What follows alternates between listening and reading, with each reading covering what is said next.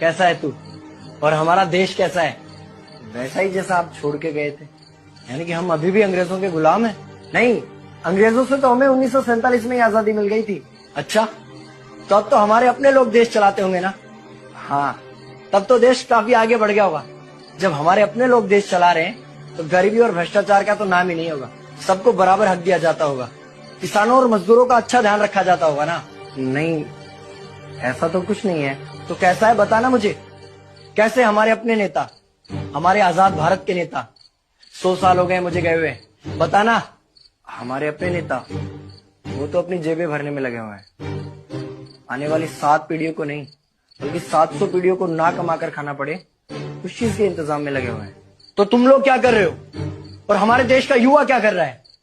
हम लोग तो इंस्टाग्राम पर रील्स देखने में बिजी हैं। यानी कि हमारी कुर्बानी का देश के लोगों पर कोई असर नहीं पड़ा। देश के लोगों में कोई देशभक्ति नहीं, कोई देश प्रेम नहीं। नहीं, ऐसा नहीं है। आपके लिए और देश के लिए बहुत प्रेम है भारत के लोगों के दिलों में। हर 15 अगस्त और 26 जनवरी को तिरंगा फहराते हैं, पूरे जोश के साथ भारत माता की जय बोलते हैं और आपकी डीपी भी लगाते हैं। और भारत और पाकिस्तान के क्रिकेट मैच के दौरान तो हमारी देशभक्ति पीक पर होती है। तुम इसे देशभक्ति समझते हो?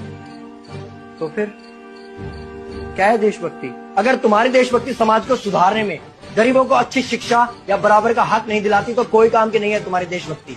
भ्रष्ट नेताओं और सरकार के खिलाफ आवाज उठाओ, लोगों को एकजुट करो। लेकिन अगर हमने सरकार के खिलाफ आवाज उठाई या नेताओं से सवाल पूछे तो हमें एंटी नेशनलिस्ट कहा जाएगा या हमें गद्दार करार दे दिया जाएगा। तो डरता है। 23 साल का था मैं जब अंग्रेजों ने मुझे फांसी पर चढ़ा दिया। मुझे तो आतंकवादी कहा गया था। अगर अब नहीं जागे तो ये देश सोता रहेगा। ये सरकारें, ये नेता देश को बेच खाएंगे।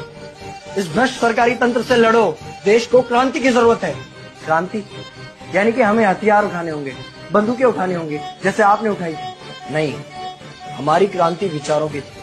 जब अंग्रेजी हुकूमत ने हमारी आवाज नहीं सुनी तो हमने और जोर से आवाज लगाई और अपने विचार रखे। और क्रांति केवल सत्ता को बदलने तक सीमित नहीं है, बल्कि इस भ्रष्ट अन्यायी तंत्र को जड़ से उखाड़ कर फेंकना है। पर ये होगा कैसे? अपने आसपास से शुरुआत करो। जो भी तुम्हें भ्रष्ट नजर आए उसके खिलाफ आवाज उठाओ, एक्शन लो। तुम्हारे टैक्स का पैसा नेताओं की जेब में जा रहा है,